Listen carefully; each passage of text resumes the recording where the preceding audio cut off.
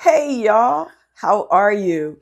Welcome to That's a Wrap, your new favorite podcast, Surely. where we talk about film and television production from an independent point of view. I'm one of your co-hosts. I'm Annette. And I'm Naomi. And today we're going to talk about the art of storytelling. Ooh. And we've been doing this since like high school. Yeah. But it's the art of storytelling, literally from conception to completion. Yeah. And I think it's, in all honesty, it's something that every creator, whether someone's a filmmaker, a writer, of course, content creator, everything has to do with developing the story. Yes. So if you're working on a film, if you're working on a commercial, I mean, like we are, right? Yeah. And a documentary, and all kinds of other things. Yes. Yeah. The story is literally at the core of everything. And there is an art to developing the story, and everybody has their own way, right? Yeah. There's no set way in how to take an idea and make it more and make it into a true story from beginning to end. Yeah, I'm really glad you said that. Yeah, everybody's got their own way, because God knows I know we've gone through multiple different ways. Yeah, multiple different ways. Yes. So yeah, I'm really excited about this story. Yeah. This conversation, not story, the conversation about storytelling. But first, let's just dive into our first segment. Yeah. So we're going to talk. Who be talking? We be talking. Who be talking? We be talking. And what are we talking about? So in this segment, do you want to explain what this Who Be Talking, We Be Talking segment's about? Okay. The Who Be Talking, We Be Talking is just like anything related to film TV that we just want to quickly talk about. And so we're going to hit Real Short app. Yeah. It's an app that has I don't even know what to say about it other than you can't stop watching. So they are 1 minute vertical viewing shows. You get 1 minute at a time, and it clearly, from my perspective, it clearly is taking everything and anything you have ever read in a romance novel and putting it on screen. Okay, so it's only romance? No, okay. I'm sure it isn't, but the ones that I have seen have clearly been taken from the romance novel genre. Okay, gotcha. So we're talking alpha shifters, we're talking vampires, we're talking Russian billionaires, like anything and everything you've ever read in romance. But what I love about this concept, this app, is that once again everything is seen from like cell phone, right? Cell phone perspective. But I want to give you some stats. In the past 12 months, downloads soared 992%. Wow. From 3.4 million to 37 million. That's a lot. That's a lot. In 12 months. Also, 50 million monthly active users, 75% Holy women. Smokes. Women. No, not even that the demographic is women. I'm blown away by the number of active users. Yes. So when you emailed me this, like as production company owners and as creators, any avenue where we can try and generate content and revenue, I'm like all on. Yes. So when I looked at it and started doing some research on the app, I wasn't too blown away because the feedback the reviews that I was getting, it was positively awful, but I can't stop watching. Guilty pleasure. Yes. Really good, crappy movies. And I'm just like, well, is this the new Tubi? But then I had to kind of put myself in check, right? Because as bad as Tubi was, it was an independent portal. Yes. Like we knew independent producers that were making like $25,000 a month easy. Yes. Because of the content that they were putting out. all over social media. I Yeah. mean, that's how I didn't even know Tubi existed Yeah. until I saw it on just the posts, the reels that were being Right, made. right, because you wanted to take a look at that, the car wreck, right? Yes. But this is amazing for them to be able to tell a story. So it's not just a minute and that's the entire story, right? Like, I think that what did they say that you could 60. So a series can literally go 60 to 80 minutes. So if we took one segments. of our rom-coms, yes, wow, yes, we could that's literally you could do almost a full movie in 1 minute segments. So wow, you got to check out the Real Short app. I think it's worth it if you just want something fun, and it's innovative to me. It's definitely different than what we've seen so far. Yeah, that sounds good. So we are going to take a quick break. Yep. And then when we come back, we are going to be talking about what's the story, what's your story, Morning Glory. Sure. In a minute. All right, y'all. This is, you don't even want to know what happens behind the scenes. We're back, and we want to dive into one of our stories that we have written, and it's called The Human Element, and how that story evolved. The screenplay, actually. Yeah. Yes. Yeah, sorry. yeah. It's a pilot episode for a television series. Right. So years ago, in the 2008, 2009 time period, we had been kind of going back and forth with this story about 5 boys at a reform school in, like, I don't know, the Swiss Alps or something like that, right? All wealthy kids, and some crazy sci-fi stuff happens. I remember that part. That cave? They find the cave, right? Yeah. But this story, that's how it began. And for a couple of years, we were kind of going back and forth, kind of trying to figure out the story. And we got more and more excited about this. And I don't even know when the turn happened, but because we let it sit, right? Always, you have to always let it sit. We let it sit because there was just something within the story. It was really good. Like, I would really love to go back and actually write that story. And revisit it, because there's so many twists and turns, and the characters were really good. Yeah. But there was just something that just wasn't gelling. Yeah. We were working, it seemed like we were working a little too hard to try and tell the story. Yeah, we were pushing the characters from telling their story. Yeah. We were kind of pushing them out. So they said, all right, you know what? We just gonna shut up. We just gonna shut up. And then a couple of years later, it was just like, all right, what are we working on? Mm-hmm. So I remember we were just like, okay, you write something in regards to XYZ, I kind of forget, and then I write something. But when we came together, I thought yours was brilliant. Like, I think Naomi's just like a fantastic writer. And then I thought mine was just not all that great. You always are like that. But when we put it together, it was like the universe was just like, no, this is how we wanted it. And it went just like that. Yeah. So it turned into a story of 3 friends, all with a science background. Yeah. Really intelligent. Yeah. Really intelligent women in their 30s, living around the world. We had one in Ethiopia, one who kind of went back and forth between London and Nigeria, and one that was in the US. And it is this thriller, sci-fi, actually more drama, thriller, mystery. There's one character, the Haitian, where I'm telling you, we knew that Coleman Domingo.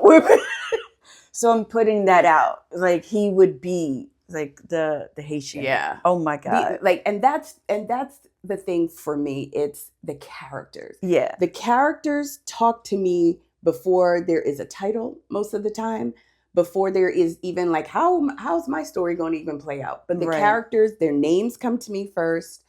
And then I start to really dive into character development before story. Oh, that's okay. That's okay. my regular process. It's because it's always the characters first. Yeah. I mean, we're definitely very character driven. Like we need to see these characters in 3D, right? As if they are sitting right here. Like, what are they wearing? How do they walk, right? Yeah. How do they speak? Do they have a speech impediment? Do they talk really fast? Like all of those things, like we need to know as we're developing that story. Yeah.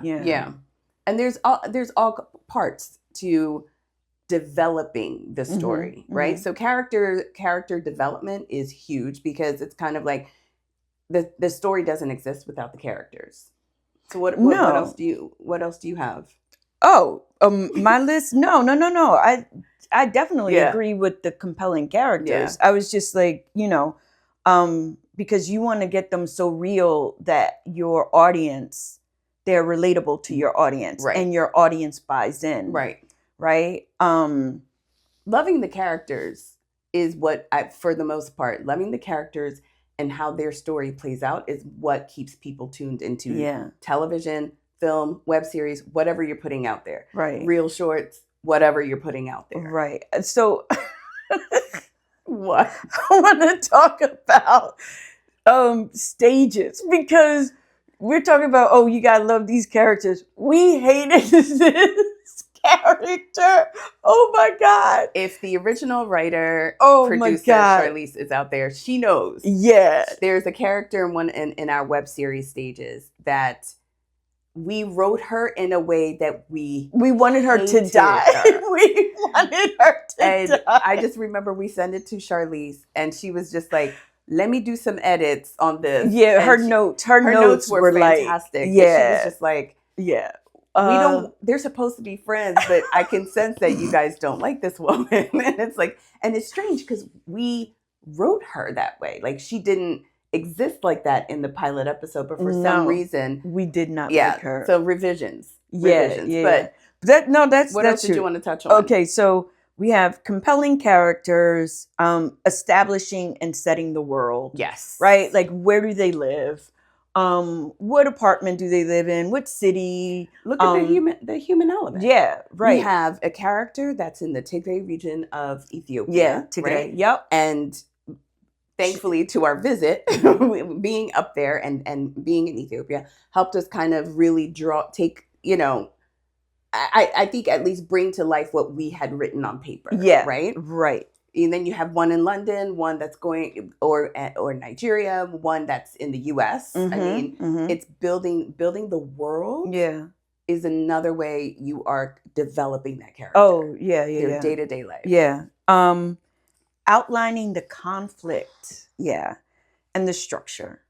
Outline. Yeah. Outline is key. Taking a couple of a writing class. There are times when your outline is like 6 pages, because scene 1. Yeah. Because you have, we normally write in a 3 arc. Yes.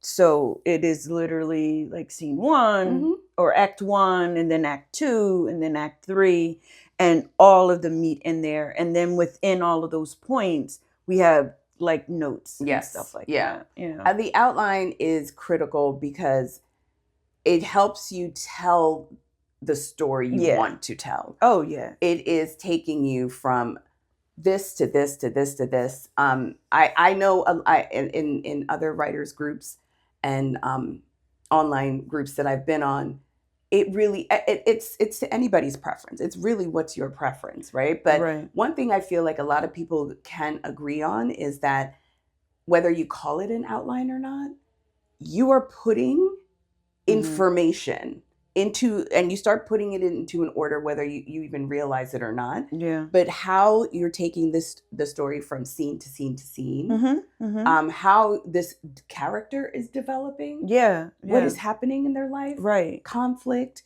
Who is antagonist. Yeah. And all you of those see things. It. Yeah. And that's the point. Like with the outline, whatever you call it. Yeah. you see where those conflicts, where the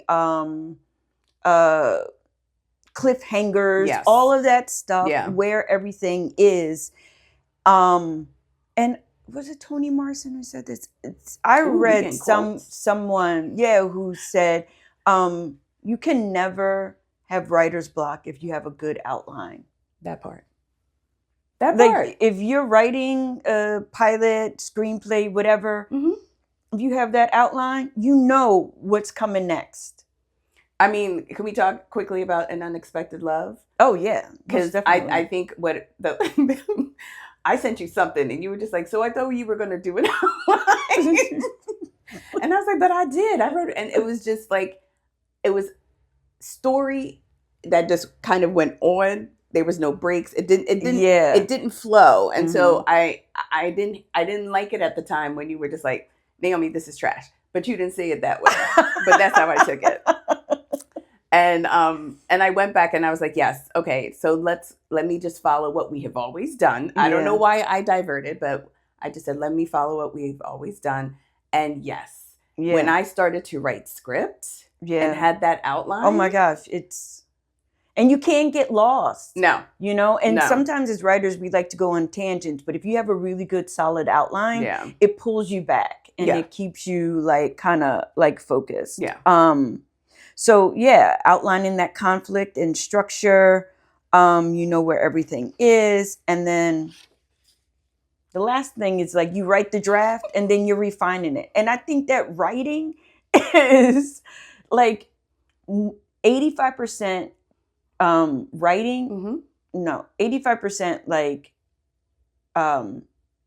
editing, because you're constantly editing. You're editing as you're writing. Yeah. Sometimes I know that. And then you get excited, you share it with somebody, and then they give you notes, and then you're editing again. The revisions is it's definitely part of the process, right? So if you think I got it in the first shot, no, you didn't. Yeah, right. Nobody's that great. Yeah. The greatest authors on the planet aren't that. Yeah, they're revising.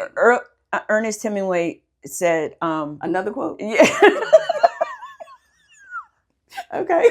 Ernest Hemingway said, everybody's first draft is shit. Because it really is. It is. It's poo-poo, right? And you, although you're excited because you got something done, high five. Yes. But you're still going to have like 10. And when I'm on set in some of these indie productions and, the director, normally I'm like either scripty, first AD, or producer. Yeah. And, the writer, director is always just like, oh yeah, script is done. I like laugh inside my shirt, like, because it's not done until you yell, okay, action. And then, even then, oh my God, you may be like, action, hold up. Oh my God. We got to change this. This scene is not working. Oh, wow. So the revising, even with the most perfect script, on set really lets you know if it's perfect. Yeah. And you're just constant. You have to be open to the revisions. Totally. Don't take this too seriously, right? Yeah. Yes, you created something, it's your baby, but once it is in other people's hands, and even sometimes in your hands, right, you have to be able to distance yourself from the story and really look at it from a more practical view, and say, okay, does this work, does it not? Because on stages, which we will talk about in another episode, but further about it, but on stages, we were changing scenes that morning, right before. Well, that's because, dude, 5 episodes on a like titty tight budget. Tight budget. Like, so yeah. I mean, it's and on a wing and a prayer. That was our budget. On a wing and a prayer. So one more quote, like Bruce Lee says. Okay. You gotta be like water. You really do. You gotta be like water. Or in the words of Shamar Moore in SWAT, stay liquid. Stay liquid, y'all. Stay liquid. Be loose. Just let things happen. So yeah. Anyway, our tangent. Yeah. So If you just heard that, that's our producer dropping something on the floor. It is what it is. But yeah, what else did you finish with your list? Because I think that's it, right? I think pretty much writing is refining and revising. Yes. Just know that it takes time. And it's also a blood sport. It's a blood sport because you're battling yourself. Facts. Right? Facts. And just understand that it takes time. Yeah. And be open to where it goes. Because it started, for us, the human element started with 5 white guys? Yeah. And then in the story, 3 black women. So you have to be open to wherever the story takes you. Yep. So that's it. This is really good. Yeah. So we'll be back. That's it. We'll be back. Hey, y'all, welcome back. Oh my gosh. That was good. Yeah, that really was. So you have everything that you're going to need, right? So you got the core idea, doing this recap of what we talked about developing the story. You got the idea, compelling characters, establishing and setting the world, conflict. Definitely. Because you need that. People love a good hero's journey. And then draft and refine the story arc. Yeah. Because that's all writing is. It's just revising. And I'm just going to throw in it one more time. Outline. And outline. Yeah. So now you got all the things that you need when you go create those real shorts. Be on that app. All right. So that's it. Yeah. That's it for today's episode. Oh my God. The first one is done. Woo! Yeah. Okay. Go Annette.